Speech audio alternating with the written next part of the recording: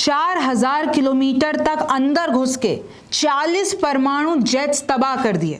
पहली बार दुनिया ने ऐसी जंग देखी है, ऐसा हमला देखा है और पूरी दुनिया इस वक्त खौफ में है, हैरान है कि ये हो क्या गया। कैसे एक छोटा देश एक सुपर पावर पर भारी पड़ गया। रिमझिम के 5 पॉइंट्स में आपको यही जानना है कि ये प्लानिंग कैसे हुई, आखिरकार ये हुआ क्या है। सबसे पहला पॉइंट यही है कि कैसे रूस के 5 एयरबेस तबाह हो जाते हैं। ट्रक से अचानक ड्रोन निकलने लगते हैं जो कि यूक्रेन ने भिजवाई थी। कैसे रातों रात स्मगलिंग किया जाता है, कैसे 1 साल से प्लानिंग चल रही थी। खुद यूक्रेन ने बताया कि हम 1.5 साल से प्लानिंग कर रहे थे। कैसे स्मगल कराए गए ड्रोन्स और एयरबेस पर लाकर और उनको छोड़ दिया गया। किस तरीके से एक छोटा देश सुपर पावर रूस पर भारी पड़ गया। रशिया यूक्रेन की ये जो जंग चल रही है, इसमें ये हमला हुआ है, इससे दुनिया हैरान है। यूएस यूरोप भी साथ हैं। ऐसे सवाल उठाए जा रहे हैं, ऐसे आरोप लग रहे हैं कि क्या ये यूएस और यूरोप ने साथ देकर सीक्रेट प्लानिंग तो नहीं थी। चौथा है, हमले के बाद क्यों हुआ ट्रंप और भारत पाकिस्तान का जिक्र। भाई रशिया और यूक्रेन के बीच में ये हमला हुआ है तो आखिरकार भारत और पाकिस्तान का नाम क्यों आ रहा है। और पांचवा है, कितनी खतरनाक हुई रूस यूक्रेन की जंग और अब क्या परमाणु जंग होने से कोई नहीं रोक सकता। नमस्ते, मेरा नाम रिमझिम जेठानी है और आप रिमझिम के 5 पॉइंट्स देख रहे हैं। सबसे पहले आप देखिए कि कैसे यूक्रेन ने रशिया के ऊपर इतना खतरनाक हमला किया है और जिस तरीके से किया है। यूक्रेन ने 1.5 साल से ड्रोन स्मगल कराना शुरू किए रशिया के अंदर, और कोई बॉर्डर पर नहीं, अंदर तक 6000 किलोमीटर अंदर तक भी रूस के स्मगल कराने शुरू किए। देखिए ये जो आपको बक्से दिख रहे हैं, इन बक्सों में आपको ड्रोन्स दिख रहे होंगे। तो होता ऐसा है कि यूक्रेन ने स्मगल कराना शुरू किया है और रशिया के 5 बड़े एयरबेस पर उनको स्मगल करा दिया, इन सारे टैंकर्स को। मैं आपको तस्वीरें दिखा रही हूँ, देखिए इस तरीके से जितने भी ड्रोन्स थे उन सबको पहले वेयर हाउस में रखवाया, फिर उसको एक ट्रक में करवाया और फिर अचानक से देखा गया कल कि ये इतने सारे कंटेनर्स एयरबेस के पास आके खड़े हो जाते हैं और उसमें से ऐसे ड्रोन्स निकलने लगते हैं। जितनी देर में कोई समझ पाता कि हुआ क्या, ये ड्रोन सीधे जाके एयरबेस चले जाते हैं रशिया के और वहां पे उनके 40 एयरक्राफ्ट्स को तबाह कर देते हैं। ये देखिए, ये जो ड्रोन्स हैं छोटे, वो जाते हैं और वो इतने एडवांस्ड हैं कि वहां पर जाके देखते हैं कि जैसे ये पूरा का पूरा रशिया का एयरक्राफ्ट है, तो इधर जाके देखते हैं, भाई लोकेट करते हैं इसका फ्यूल टैंक कहाँ है। फिर जैसे ही उनको अपने आप से जानकारी मिलती है तो वो उसको फ्यूल टैंक को जाके उड़ा देते हैं। ऐसे करके 40 एयरक्राफ्ट रशिया के यूक्रेन ने उड़ा दिए हैं अपने छोटे छोटे ड्रोन से। और आपको पता है कि ये जितने भी ड्रोन हैं इनको कंट्रोल किया जा रहा था दूर से, ये वहां पे कोई कंट्रोलर नहीं था।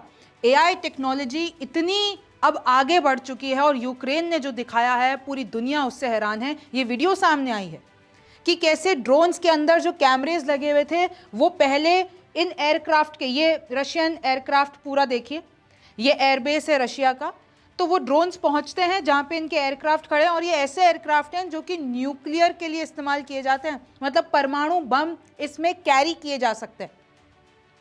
वहां पे पहुंच के ये जो ड्रोन्स है वो कुछ देर वहां पर रुकते हैं, मैं आपको वीडियो दिखा रही हूँ, फिर वो उसको स्पॉट करते हैं और अचानक से बम फोड़ देते हैं। देखते ही देखते चंद मिनटों में 40 से ज़्यादा एयरक्राफ्ट तबाह हो जाते हैं और रशिया के इतने टेक्नोलॉजिकल एयरक्राफ्ट तबाह कर दिए। देखिए कैसे लाइन से खड़े थे और छोटे छोटे 117 ड्रोन्स आते हैं और ये पूरे एयरबेस देख रहे हैं और कोई एक एयरबेस तबाह नहीं किया है, 5 एयरबेस तबाह किए हैं और ये बात रशिया ने भी मान ली है। देखिए ये जो मैं आपको फुटेज दिखा रही हूँ ड्रोन की फुटेज है, कैसे एक एक करके सारे एयरक्राफ्ट पे जाते हैं, विमान पे जाते हैं और इन सारे जेट्स को इस तरीके से तबाह कर देते हैं। अच्छा, अब आप ये सोचिए कि इस तरीके से कंटेनर्स होता है तो उधर कुछ रशियन लोग थे, भाई वो देखते हैं जाके कि ये कहाँ से ड्रोन निकल रहे हैं, कौन सी गाड़ी से ड्रोन निकल रहे हैं। तो एक जना बेचारा वहां पे अंदर जाके खड़ा होता है, जैसे ही वो पहुंचता है, जैसे ही कमरा बंद करता है और अचानक से बम फट जाता है, ये पूरा का पूरा कंटेनर ब्लास्ट हो जाता है। मतलब आप पता ही नहीं कर सकते यूक्रेन ने किस तरीके से पहुंचाया होगा। अंदर ट्रक के क्या होगा, अंदर ट्रक के ड्रोन्स थे और जब सारे ड्रोन्स उससे निकल गए तो वो अपने आप ही सेल्फ डिमोलिश हो गया ट्रक। तो इस तरीके की टेक्नोलॉजी यूक्रेन ने इस्तेमाल की है। आप देखिए ऐसे कंटेनर्स एयरबेसिस के, रशिया एयरबेसिस के पास पहुंचवा दिए और भाई बहुत अंदर है ये एयरबेस। आप सोचिए एयरपोर्ट पर ही आपकी इतनी सिक्योरिटी होती है तो फिर तो इतने जो फाइटर जेट्स पड़े हुए हैं, देखिए Tu-95 न्यूक्लियर बॉम्बर जहां पे पड़ा हुआ है वहां पे सोचिए सिक्योरिटी कैसी होगी। लेकिन यूक्रेन ने उसी एयरबेस के पास इन कंटेनर्स को, इन ड्रोन्स को स्मगल किया और अचानक से दूर बैठे बैठे रिमोट घुमाया, फिर वो ट्रक की रूफ अपने आप खुलती है, अपने आप ड्रोन्स बाहर आते हैं और चले जाते हैं इनके न्यूक्लियर बॉम्बर पर। Tu-95, रशिया है just 47 of them. It's 4 engine, can carry huge payloads. और कैसे ये FPV ड्रोन, ये एक ड्रोन 40,000 रुपए का होता है, वो यहाँ पे रुकता है और फिर फोड़ता है। फिर देखिए किस तरीके से ये जो एक एयरक्राफ्ट है ना, इनकी कीमत करोड़ों में है, 3,000 करोड़ का एक एयरक्राफ्ट बताया जा रहा है। और कैसे यूक्रेन ने पूरी दुनिया को शॉक में डाल दिया है। फिर सामने आते हैं ज़ेलेंस्की, वो फिर बताते हैं कि हमने तो ये जो प्लानिंग है वो 1.5 साल से कर रखी थी, एक एक डिटेल को हमने एग्जीक्यूट किया था, हमारा ऑफिस जो था।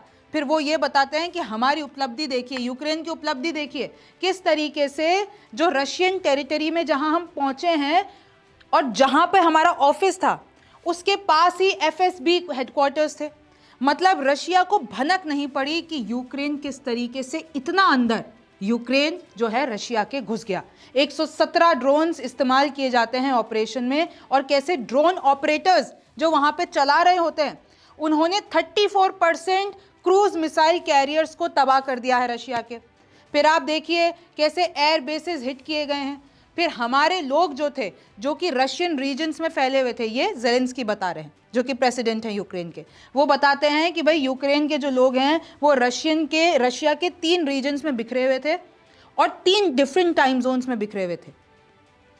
And the people who assisted us were withdrawn from Russian, यानी जैसे ही हमने वो ऑपरेशन लॉन्च किया उससे पहले हम अपने लोगों को वापस निकाल भी चुके थे रशियन टेरिटरी से। तो मतलब ये एकदम फिल्मी सीन, आपने किसी हॉलीवुड मूवी में शायद ही ऐसा देखा होगा या देखा भी होगा। लेकिन आप सोचिए कि कैसे यूक्रेन ड्रोन स्मगल करके ट्रक से निकलते हैं, एयर बेसिस को तबाह करता है, और जब तक रशिया को कुछ पता चल पाता तब तक तो यूक्रेन के लोग वापस आ जाते हैं अपने सेफ स्पेस में, यानी रशिया कुछ कर ही नहीं पाया। It's genuinely satisfying when something I authorized a year and 6 months ago comes to। अब ज़ेलेंस्की इतना खुश हो रहे हैं कि जो मैंने 1.5 साल से मेहनत की थी, प्लानिंग की थी, आज वो सक्सेसफुल हो गई है। हमारे पास तो ये भी इंटेलिजेंस थी, ज़ेलेंस्की बता रहे हैं कि रशिया तो जैसे ही हमने ऑपरेशन किया, रशिया उससे कुछ वक्त पहले ही हमारे पे मैसेज स्ट्राइक करने वाला था, यानी यूक्रेन पे। तो हम तो हर तरीके से तैयार हैं, हमने दुनिया को बता दिया है कि हम क्या कर सकते हैं। Last night there were nearly 500 Russian drones. Ukraine ये रूस पर आरोप लगा रहा है कि भाई 500 रशियन ड्रोन्स, और लगातार ये लोग बॉर्डर पे अपनी स्थिति गहरी करते जा रहे हैं। तो इसलिए हमने अपने आप को डिफेंड करना और मैसेज देना सही कर दिया है कि ज़ेलेंस्की बता रहे हैं यूक्रेन क्या कर सकता है। Not for a single second did we want this war. फिर बोला कि भाई हम तो चाहते ही नहीं है, रशिया US से तो बात हो चुकी थी ना, सीज फायर टेबल पे थी, लेकिन रशिया ने चाहा कि ये जो वॉर है वो कंटिन्यू होनी चाहिए, तो ठीक है फिर हम भी कंटिन्यू करेंगे। और मैं आपको बता दूं, ज़ेलेंस्की कह रहे हैं कि रशिया पे प्रेशर बनाना चाहिए, चाहे डिप्लोमेसी तरीके से बनाओ, चाहे इस तरीके से बनाओ, चाहे सैंक्शन लगाओ, तो रशिया पे प्रेशर ज़रूरी है। और ये जो प्रेशर टैक्टिक्स है ना, आपको पता है कि कल हमला हुआ है, आज इन दोनों की इस्तांबुल में बात हो रही है, पीस टॉक्स हो रही हैं, और उसके एक दिन पहले ही यूक्रेन रशिया पे एक बड़ा हमला कर देता है। सोचिए, तो ये एक प्रेशर बनाने की टैक्टिक्स है, यानी जहां पर पीस टॉक होने वाली है उससे एक दिन पहले इतना बड़ा हमला कि पूरी दुनिया शॉक हो गई है। ये देखिए इस तरीके से कंटेनर्स आए थे, और ये आपको पूरा जो इलाका दिख रहा होगा ये एयरबेस वाला इलाका है। फिर अचानक से ड्रोन्स उठे और खुद ही ये पूरा जो कंटेनर है ब्लास्ट हो गया। अच्छा, 5 एयरबेस, रूस ने भी मान लिया है कि हमारे 5 एयरबेस यूक्रेन ने तबाह कर दिए। सोचिए, यूक्रेन एक छोटा सा देश, रूस के 5 एयरबेस, जो कि एक तो 6000 किलोमीटर भी अंदर है, एक बेलाया एयरबेस है जो 4300 किलोमीटर दूर है यूक्रेन से, एक ओलेनिया एयरबेस है जो कि 3000 से ज़्यादा किलोमीटर दूर है। मैं 5 एयरबेस के नाम बता रही हूँ जो तबाह हुए हैं। डाइग्लेवो एयरबेस है जो कि 2000 किलोमीटर दूर है, इवानोवो एयरबेस है जो कि 2000 किलोमीटर, और एक तो अमूर एयरबेस है जो 6000 किलोमीटर दूर है। आप सोचिए, इतना अंदर तक घुसकर यूक्रेन ने रशिया पे हमला किया है। आप इस ये नक्शा देखिए, ये रशिया, इतना बड़ा रशिया और वो छोटा सा यूक्रेन, और जो एयर बेसेस है ना वो लिटरली एक यहाँ पर है, एक यहाँ पर है, एक यहाँ पर है, एक, और एक तो एकदम यहाँ पर एंड पे है। तो मतलब पूरे रशिया में ये जो 5 एयरबेस थे जहां पर न्यूक्लियर कैरियर्स पड़े हुए थे, उनको यूक्रेन ने तबाह कर दिया। रशियन डिफेंस मिनिस्ट्री ने खुद ये बात मानी है कि यूक्रेन ने हम पे टेररिस्ट अटैक किया है। 5 हमारे एयरबेस वो खत्म कर दिए हैं, और कैसे हमारी ही एयरफील्ड्स के प्रॉक्सिमिटी में लाकर ड्रोन्स लॉन्च किए हैं, और कैसे ट्रेलर ट्रक्स इस्तेमाल किए हैं। तो मतलब ये जो विजुअल्स आपने सोशल मीडिया पर जाकर एक बार आप देख लीजिए विजुअल, और इसमें नुकसान कितना हुआ है। 41 प्लेन्स जो कि मिलिट्री एयरफील्ड्स पर पड़े थे। अब आप सोचिए मिलिट्री एयरफील्ड्स हैं ये किस तरीके की प्लानिंग की गई है कि जो रशिया के A-50, Tu-95, Tu-20M एयरक्राफ्ट, और इसमें से ये जो Tu-95 और Tu-2020 तो है, उसको रशिया ने यूक्रेन पर लॉन्ग रेंज मिसाइल्स दागने में इस्तेमाल किया था। तो यूक्रेन कह रहा है कि रशिया ने जिन एयरक्राफ्ट से हम पे हमला किया था ना, हमने उन्हीं को ख़त्म कर दिया। तो ये हमारा रिवेंज है, हमारा बदला है। ये लिटरली एक फिल्म की तरह लग रहा है। और इस ऑपरेशन का नाम क्या दिया गया है? Operation web. वो होता है ना मकड़ी का जाल, तो इस तरीके से इसका नाम दिया गया है। और 34% रशिया के एयर मिसाइल कैरियर्स को तबाह कर दिया है एक ही हमले में। और इससे नुकसान कितना हुआ है? $7 बिलियन का नुकसान कर दिया है, हालांकि दावा किया जा रहा है। और इनफैक्ट दावा तो ये भी किया जा रहा है कि भाई एयरबेस पे हमला तो हुआ ही हुआ है। ये जो इतने हमले हुए हैं उससे 2 ब्रिज आपस में कोलैप्स कर गए, 2 ट्रेनें डिरेल कर गई यानी पटरी से उतर गई, और उसमें 7 लोगों की जान जा चुकी है और कई ज़्यादा लोग इंजर्ड हो चुके हैं। इस तरीके से इसमें बताया जा रहा है, लेकिन इसकी अभी तक ऑफिशियल पुष्टि नहीं है कि भाई इन हमलों से ये हुआ है। संडे को ही हुआ है, यानी कि कल। अटैक अहेड ऑफ टॉक्स, भाई इस्तांबुल में एक तरफ डेलीगेशन बात कर रहा है रशिया यूक्रेन में पीस टॉक की, और एक दिन पहले आपने हमला कर दिया। तो अब सब इसलिए खौफ में है कि अब रशिया क्या करेगा। यूक्रेन ने रशिया के 41 एयरक्राफ्ट जिसमें से न्यूक्लियर कैरियर भी थे वो खत्म कर दिए। अब रूस क्या करेगा? और आपको तो पता है ना भाई, भारत का तो अच्छा दोस्त है रूस। अभी हमने इतना बार जिक्र किया कि भारत पाकिस्तान के बीच में जो चल रहा था उसमें रूस ने किस तरीके से डी एस्केलेशन की भी बात की थी। अब देखिए कंट्रोवर्सी, अब देखिए डिप्लोमेसी। ये दावा किया जा रहा है कि यूक्रेन इतना सा छोटी सी कंट्री है, वो रशिया पे इतना बड़ा प्लानिंग के साथ कैसे हमला कर सकती है। तो ज़रूर इसमें यूक्रेन का साथ यूएस ने दिया होगा, यूरोप ने दिया होगा, और जो इनका जो नेटो है उसने दिया होगा। ये दावा किया जा रहा है। लेकिन आपको भी पता है कि कैसे अभी हाल ही में ट्रंप और जेलेंस्की व्हाइट हाउस में लड़ते हुए पाए गए थे, दोनों के बीच में बहस हो गई थी। फिर ट्रंप ने कहा था कि भाई रशिया से तुम वॉर रोक दो वरना हम तुम्हारी एड खत्म कर देंगे, हम तुम्हें कोई पैसा वैसा नहीं देंगे। लेकिन ये बात भी तो सच है कि यूएस हमेशा से, जब से ये 2022 में रशिया ने इन्वेड किया है यूक्रेन को, जब से रशिया यूक्रेन की जंग शुरू हुई है, तो यूएस तो तब से यूक्रेन को ही मदद करता आ रहा है। $12.1 बिलियन की सिक्योरिटी एड हो गई जो कि 2023 में दी गई। फिर चाहे ड्रोन्स हो गए, मिसाइल सिस्टम हो गए, फिर चाहे नेटो को ले आना बीच में, और इनफैक्ट यूरोपियन यूनियन ने भी फुल सपोर्ट किया है, चाहे वो मिलिट्री के तरह से हो गया, चाहे वो डिफेंस कैपेबिलिटीज़ हो गई। तो हर किसी ने यूक्रेन का साथ दिया है, चाहे वो यूरोप हो, चाहे वो यूएस हो, और चाहे वो नेटो हो। नेटो जो कि एक अलायंस है, उन्होंने तो यूक्रेन को मिलिट्री एड कोऑर्डिनेशन इतना दिया है, इतनी सिक्योरिटी असिस्टेंस दी है कि मतलब, और वो सामने आके नहीं देते हैं, उन्होंने पीछे से बहुत किया है। तो उसका इस्तेमाल कर लिया फिर यूक्रेन ने। तो अब कुछ लोग तो ये भी कह रहे हैं, सोशल मीडिया पर ऐसी कॉन्स्पिरेसी सामने आ रही है कि रशिया को दबाने के चक्कर में यूएस ने यूक्रेन के साथ सीक्रेट प्लान बनाया, क्योंकि अभी हाल ही में जेलेंस्की से भी मुलाकात हुई थी ट्रंप की। तो ये लोग बताते कुछ और है, अंदर से होता कुछ और है। इन्होंने प्लान बनाया है, हालांकि इसके देखिए कोई ऑफिशियल, कुछ ही सोशल मीडिया पोस्ट हैं जो ये ऐसा दावा कर रही हैं। लेकिन अब आप सोचिए, अब आप समझिए इस चीज़ को, यूक्रेन के पास तो न्यूक्लियर पावर है ही नहीं, जबकि रशिया नंबर 1 न्यूक्लियर पावर है। 5580 उसके पास न्यूक्लियर बम है, यूएस से भी ज़्यादा है। यूएस दूसरे नंबर पर आता है, चाइना 500 के साथ तीसरे नंबर पर, भारत छठे नंबर पर, और पाकिस्तान 7वें नंबर पर। जब भारत और पाकिस्तान के बीच में ये संघर्ष चल रहा था तो पूरी दुनिया में ऐसा था कि दो न्यूक्लियर पावर। लेकिन भैया अभी तो यूक्रेन ने जो रशिया पे हमला किया है, तो लोग ये कह रहे हैं यूक्रेन की आप ब्रेवरी देखिए, रशिया के इतना अंदर जाके हमला कर देते तो उनको तो परमाणु जंग की कोई खौफ ही नहीं है। रशिया के पास 5580 न्यूक्लियर बम हैं, यूक्रेन के पास तो कुछ भी नहीं है, वो ट्रंप से भी लड़के बैठे हुए। तो आखिरकार यूक्रेन में इतना जज्बा आ कहां से रहा है? सोशल मीडिया पर बाढ़ आ चुकी है इसी चीज़ को लेकर। लोग कह रहे हैं छोटा देश यूक्रेन नहीं डरा, ना ट्रंप की धमकी से डरा, ना न्यूक्लियर धमकियों से डरा। उसको हमला करना था, उसको मैसेज देना था, उसने दे दिया। कैसे व्हाइट हाउस में ट्रंप और जेलेंस्की भिड़ गए थे। लिटरली जेलेंस्की ने ट्रंप को बोलने की कुछ कोशिश की थी और ट्रंप और जेडी वैंस तो उनके ऊपर चढ़ गए थे। तब से ही पता चल रहा था कि कैसे यूक्रेन के पास अब यूक्रेन तबाह हो जाएगा और ट्रंप जाके रशिया का साथ दे देंगे। लेकिन देखिए ये ऐसा हो नहीं सकता कि ट्रंप रशिया जो कट्टर विरोधी है वो एक दूसरे का साथ दे दे। बट स्टिल अब लोग कह रहे हैं और सवाल उठा रहे हैं कि भारत से तो पाकिस्तान छोटा देश है, तो भारत ने आखिरकार युद्ध विराम कैसे कर लिया? क्यों जो ट्रंप कह रहे हैं कि मैंने ट्रेड की धमकी देके भारत और पाकिस्तान में युद्ध विराम करा दिया, तो ये तो भारत के लिए गलत बात है, ऐसा लोग दावा कर रहे हैं। लोग कह रहे हैं कि भारत ने युद्ध विराम क्यों किया? आप छोटे से देश यूक्रेन को देखिए, ना ट्रंप से डरा, ना न्यूक्लियर धमकियों से डरा, बस उसने हमला कर दिया। ट्रंप के ट्रेड दबाव में ट्रंप तो बार बार कह रहे हैं ना कि मैंने भारत पाकिस्तान को ट्रेड की धमकी दी और दोनों मान गए मेरी बात। हालांकि हमने बहुत क्लियर किया है, भारत ने बहुत क्लियर किया है कि ऐसा कुछ भी नहीं है।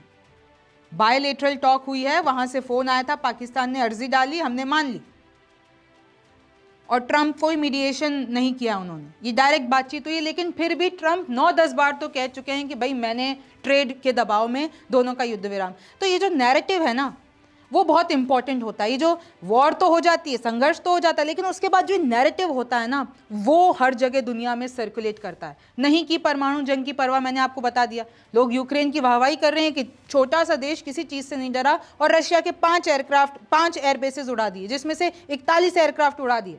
लेकिन अब रूस लेगा सबसे बड़ा। क्यों दुनिया खौफ में है? इसलिए दुनिया खौफ में है कि भाई अब रूस क्या करेगा, उसके 41 एयरक्राफ्ट, उसके 5 एयरबेस, उसकी तो पूरी दुनिया में थू हो चुकी है। तो अब वो सुपर पावर होके अब रशिया क्या करेगा, कहीं परमाणु जंग जैसी स्थिति ना आ जाए। अब आप देखिए कि अगर मैं आपको थोड़ा रशिया यूक्रेन के बारे में अगर आपको पता नहीं है तो बता देती हूँ। आपको पता है जंग 2022 से शुरू हुई थी, आज 2025 हो गया, लगभग 3 साल होने को आए हैं। और ये शुरू ऐसे ही हुआ था कि सबसे पहले 2014 में रशिया ने क्रीमिया को एनेक्स कर लिया, फिर डोंबास में 2014 में वॉर शुरू हुई, 2015 में एक Minsk second ceasefire agreement sign हुआ, लेकिन उसको किसी ने माना नहीं। फिर 2021 में रशिया ने अपने ट्रूप बहुत ज़्यादा बढ़ा दिए यूक्रेन में, यूक्रेन का कुछ हिस्सा अपने कब्जे में कर लिया। फिर ऑफिशियली 2022 में रशिया ने यूक्रेन को इन्वेड कर दिया और उसके बाद फुल टाइम वॉर शुरू हो गया। लेकिन 2022 और आज 2025 है, यूक्रेन ने घुटने नहीं टेके, आज तक भी लड़ रहा है। भाई सबने सोचा था इतना बड़ा रशिया है, यूक्रेन पे इन्वेड करेगा, 1 साल में सब खत्म हो जाएगा, यूक्रेन तबाह हो जाएगा यूक्रेन। लेकिन आज 3 साल होने को आए हैं, दबा नहीं है यूक्रेन अभी भी लड़ रहा है और ऐसे हमले कर रहा है। आप देखिए, Ukraine halls Russia's advance near की वॉरशिप्स, मतलब लगातार रशिया को रोकता आया है, लगातार उसने डिप्लोमेसी शुरू की और आज 2025 हो गया है और हमने देख लिया है कि कैसे रूस ने भी, भाई यूक्रेन ने भी तो बहुत रूस पर हमले किए हैं। और रूस कौन सा एयर डिफेंस इस्तेमाल करता है? S-400, वही S-400 जो उसने भारत को दे रखा है। भारत और पाकिस्तान के बीच में अभी जो संघर्ष हुआ था तो आपने S-400 डिफेंस सिस्टम यानी कवच की बात सुनी थी ना।